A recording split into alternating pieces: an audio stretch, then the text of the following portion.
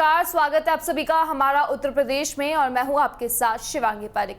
तो चलिए बुलेटिन की शुरुआत करते हैं, लेकिन उससे पहले नजर डालते हैं हेडलाइंस पर। स्वच्छता सर्वेक्षण 2020 में सबसे ज्यादा 19 पुरस्कार पाकर जीता यूपी। स्वच्छता सर्वेक्षण 2020 में सबसे ज्यादा 19 पुरस्कार जीतकर यूपी ने दिखाया दम।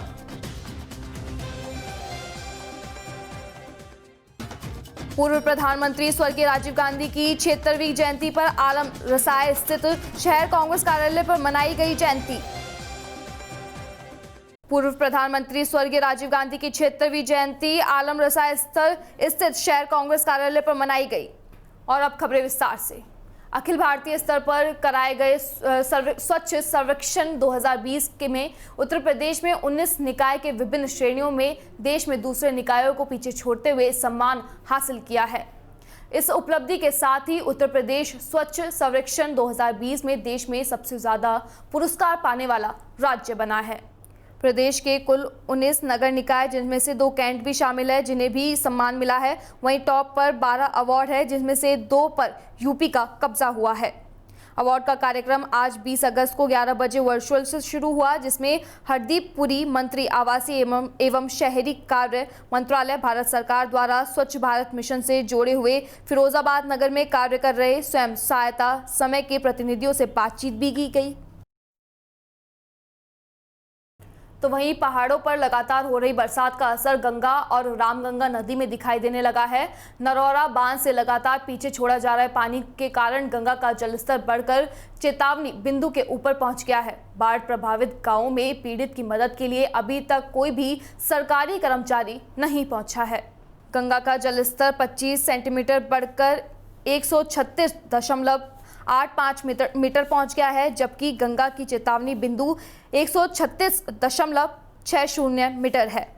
नरौरा बांध से गंगा का 1,83,082 एक्यूरेस पानी छोड़ा गया है, जिसमें गंगा का जलस्तर और बढ़ने की आशंका है। रामगंगा का जलस्तर 134.40 मीटर की स्थिति पर है। लोका, हरेली व रामनगर से रामगंगा में 7,182 एक्यूरेसी पानी छोड़ा गया है। गंगा का जलस्तर बढ़ने से तटवर्ती गांव हरिसिंहपुर, कायस, उगरपुर, लायकपुर, सवितापुर, सुंदरपुर, तीसराम की मेड़िया, जोराजपुर और बियारी, कुंडरी, सरगंगापुर, करणपुर घाट, मानपुर गांव में भी बाढ़ का पानी भर गया है। ग्रामीण अपने अपने घरों में सामान निकालकर छतों पर रख रहे हैं। गांव के संपर्क मार्ग पर भी बाढ़ का पानी बह रहा है। कई गांवों में ग्रामीण नाव के सहारे आवागमन कर रहे हैं। वहीं मांझा की मेड़िया बाढ़ में भी पानी से घिर गया है, जिससे गांव के लोग नाव के सहारे सोतलाना पार कर आवागमन कर रहे हैं। रामगंगा का जलस्तर स्थिर होने के बावजूद कोलासोता और आहतपुर भंटौली गांव के निकट कटान हो रहा है, जिससे ग्रामीण भयभीत है।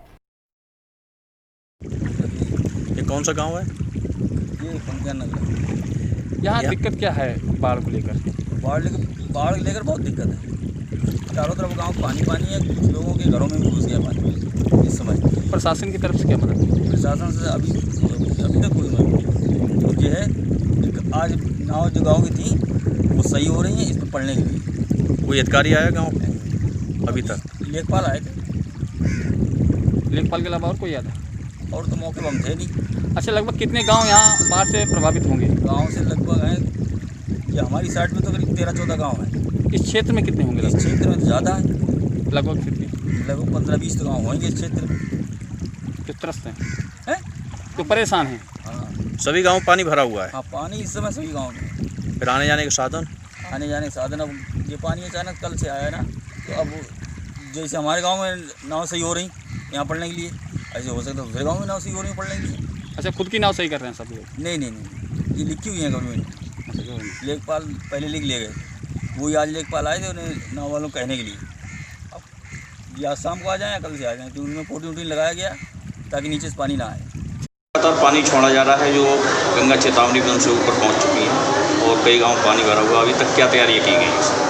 हमारी पूरी तैयारी है। सभी बाढ़ चौकियाँ जो हैं खत्म कर दिया गया है। सभी एसडीएम से हमारी लगातार संपर्क से बात होती है। पानी आज दोपहर बाद से कम होना शुरू होगा। इस तरह प्रेशर का डिस्चार्ज ऊपर से आ रहा है कम होगा। और फिलहाल अभी कोई बात की स्थिति नहीं है, खतरे के निशान तक पानी पहुँचा है, लेकिन अभी और अभी कोई ऐसी स्थिति नहीं है कि हमें विशेष। सर कट्टी धर्मपुर समेत जो है कई ऐसे गांव हैं जो आधा दर्जन से अधिक गांव हैं जो पूरी तरीके से जलमग्न हो गए, जिनका संपर्क मार्ग भी कट गया है। स्पष्ट निर्देश है कि कोई भी गांव यदि समर्थ है, मैरून हो गया है और 24 घंटे तक मैरून रहता है तो हम वहाँ पर सजा देंगे।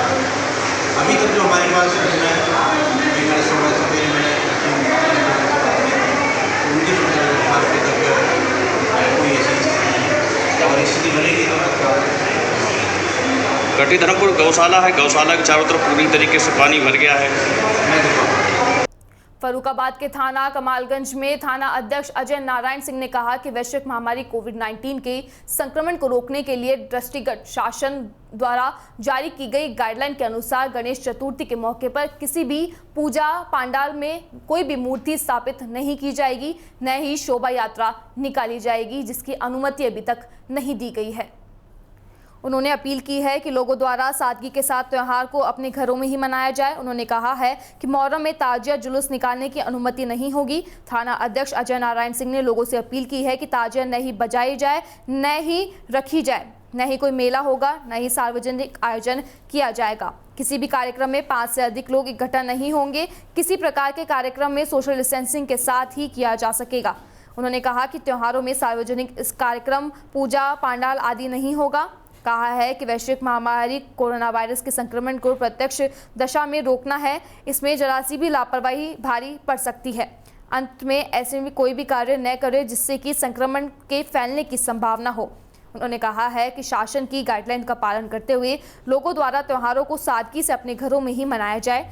किसी भी दशा में भीड़ आदि एकत्रित न की जाए। त्योहारों में सोशल मीडिया पर लगातार नजर रखी जाएगी तथा अफवाह भ्रम फैलाने वालों पर भी कड़ी कार्रवाई की जाएगी। वो यही है कि कोविड के नियमों का पालन करते हुए हर चीज़ आप मनाएंगे, चाहे वो धार्मिक कार्यक्रम हो या कोई सामाजिक कार्यक्रम कर रहे हैं। एक तो कार्यक्रम में कोई अनुमति नहीं है, या सबको हम लोगों को वर्जित किया गया है, कोई आप अनुमति नहीं देंगे किसी कार्यक्रम करने की। अब जैसे आगे आने वाले पर्व में यही दो महत्वपूर्ण हैं, प्रतिमा, गणेश प्रतिमा और ये ताजिया। तो दोनों ये बता दिया गया कि कोविड के जो दिशा निर्देश है उसको ध्यान में तभी रखते हुए न किसी को कोई परमिशन दी जाएगी और न ही कोई गणेश जी की प्रतिमा रखेगा और न ही कोई ताजिया रखेगा। रखने का मतलब यह है कि जब आप रखेंगे तो फिर उसको विसर्जन करने के लिए ले जाना पड़ेगा, तो उसमें कोविड के नियमों का उल्लंघन होगा, भीड़ भाड़ बढ़ेगी। जुलूस की कोई अनुमति है नहीं, जुलूस निकलना है नहीं, तो दोनों में जुलूस निकलते हैं। जुलूस इन द सेंस की मतलब आती है तो भीड़ भाड़। तो यही बताना था कि और कल जो है कि जिला मुख्यालय पर भी एक मीटिंग रखी गई है। एक आध दो सम्मान लोगों को कोई बात अगर कहनी है तो वहाँ भी उस मीटिंग में आप लोग जा सकते हैं। तो आप लोगों के माध्यम से चूँकि सभी सम्रांत लोग यहाँ उपस्थित हैं। मामला जनपद चित्रकूट के अंतर्गत लालता रोड का है, जहां लालता रोड चौराहे से पहले और पेट्रोल पंप के आगे डंपर और बोलेरो के बीच में जोरदार भिड़ंत हो गई, जिसमें 2 लोगों को गंभीर रूप से घायल हो गए हैं। इसी बीच ट्रक चालक मौके से गाड़ी छोड़कर फरार हो गया है। बोलेरो का ड्राइवर मानिकपुर निवासी राजू ने बताया कि मानिकपुर अस्पताल से रेफर कर दिया गया है। एक्सीडेंट केस को इलाहाबाद ले जाते समय रास्ते में लालता रोड में समीप हमारी गाड़ी ट्रक से टकरा गई थी, जिससे हमारा दोबारा दूसरा एक्सीडेंट हो गया, जिसमें बोलेरो में बैठे 2 लोगों को गंभीर चोट आई है। वहीं मौके पर मौजूद आसपास के ग्रामीणों द्वारा फोन कर तत्काल पुलिस को सूचित किया गया।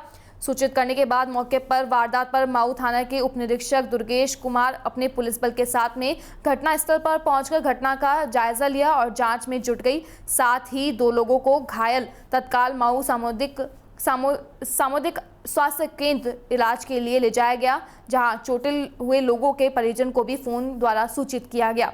सूचना मिलते ही अस्पताल में परिजन पहुंच गए।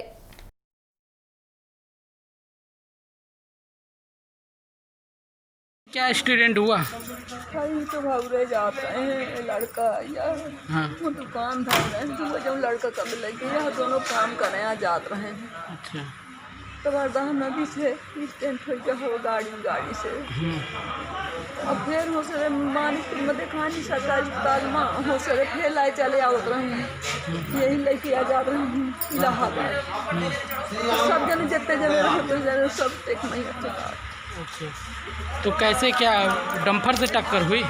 हाँ डंपर था या हाँ कैसे हुई? डंपर से टक्कर हुई? आप भी गाड़ी में बैठे मैं थे? नहीं था, यही लोग थे। अच्छा। मैं तो अभी मानिकपुर से आया।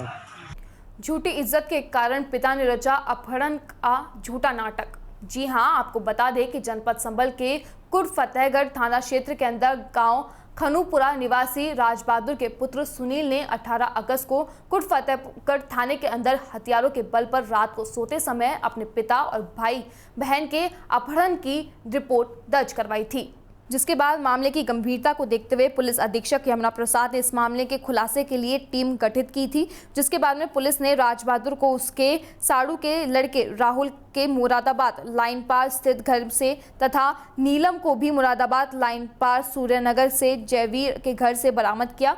पूछताछ के बाद में राजबहादुर ने बताया कि उसकी बेटी नीलम 17 अगस्त को दिन के करीब 3 बजे किसी के साथ घर पर किसी को बिना कुछ बताए चली गई थी। शाम को 6 बजे घर लौटने पर मुझे पता चला, जिसके बाद में हमने उसे खोजा और कहीं भी न मिलने पर शर्मिंदगी और लोकलाज से बचने और समाज में बेइज्जती ना हो, इसलिए मैंने अपने परिजनों के साथ मिलकर ये सारी साजिश रची।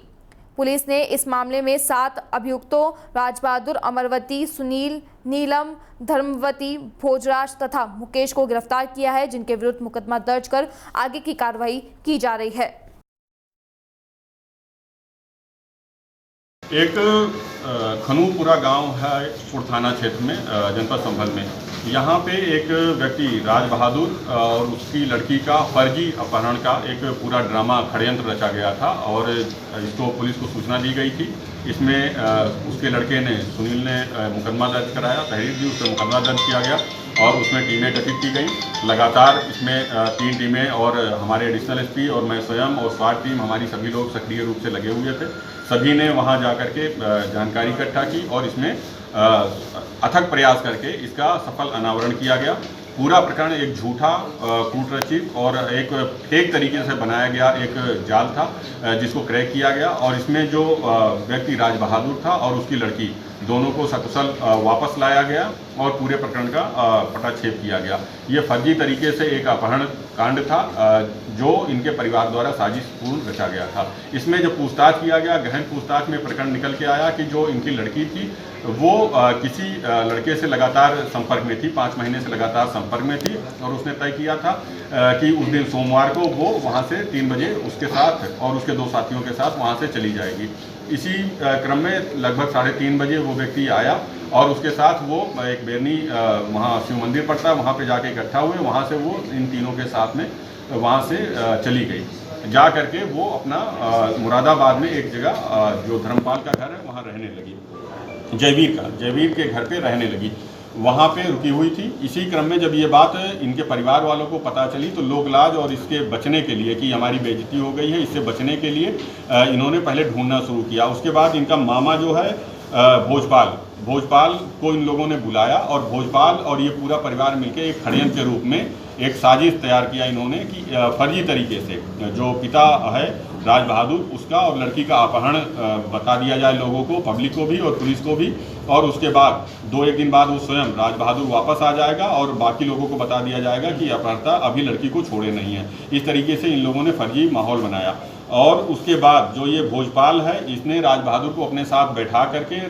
जो मुरादाबाद में इसके साढ़ू का एक लड़का राहुल रहता है, तैयारी करता है वहाँ पे रामलीला ग्राउंड के पास में, वहाँ पे ले जाके इनको रख दिया रात में और उसके बाद फ़ोन करके बता दिया कि अब तुम लोग हल्ला मचा दो। तो उसमें जो इनकी पत्नी, पुत्री बड़ी और जो बेटा है वो और ये इसका साला, ये सब मिल करके सभी को बताने लगे कि 2 बाइक सवार, पहले इन्होंने बताया कि 2 बाइक सवार 4 बदमाश आए और पिता जो आंगन में सो रहे थे उनको तमंचे के बल पे गाड़ी में बैठा करके और उसी के साथ लड़की जो बाहर उनको रोकने के लिए पहुंची तो उसको भी मोटरसाइकिल से बैठा करके 2 अलग अलग दिशाओं में लेके चले गए हैं।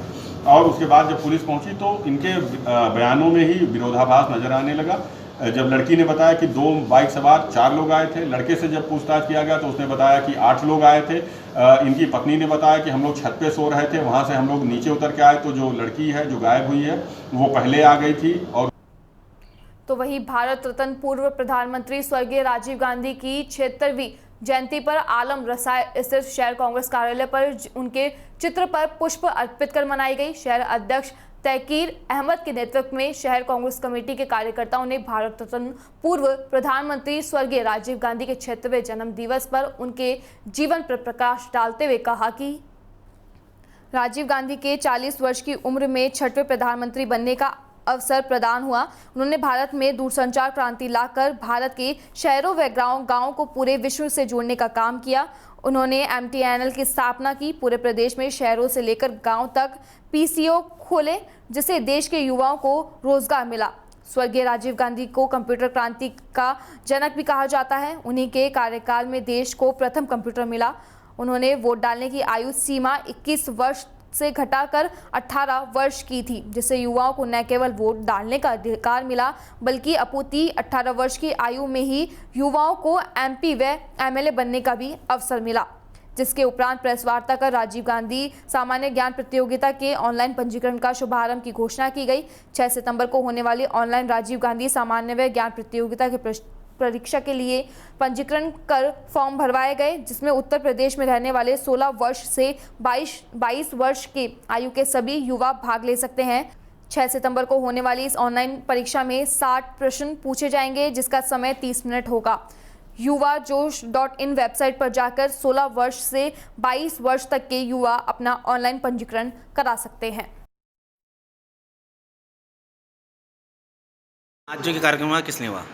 आज भारत रत्न एवं पूर्व प्रधानमंत्री स्वर्गीय राजीव गांधी जी की 76वीं जयंती है और आज उनकी जयंती के अवसर पर उत्तर प्रदेश कांग्रेस कमेटी ये ऐलान करती है कि राजीव गांधी सामान्य ज्ञान प्रतियोगिता जो 6 सितंबर को जिसकी ऑनलाइन परीक्षा होनी है उसके फार्मों का ऑनलाइन पंजीकरण आज ही से शुभारंभ उसका हो चुका है और इस परीक्षा में 16 से 22 साल तक के सभी युवा भाग ले सकते हैं। परीक्षा में 60 प्रश्न दिए जाएंगे। इसका समय 30 मिनट होगा। 60 प्रश्न 30 मिनट में हल करने होंगे।